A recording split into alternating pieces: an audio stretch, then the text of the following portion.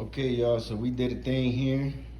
We got quoted $5,300 for a slab of 12 by 12 concrete for a shed, and we're doing it ourselves, baby. Look at this.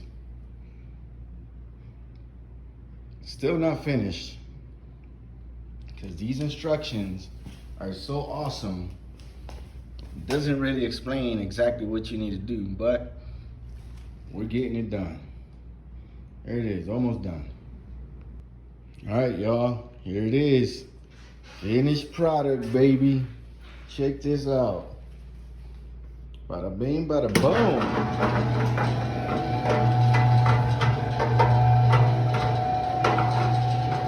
Finished product. All we need now is some concrete in there. Let's get to work.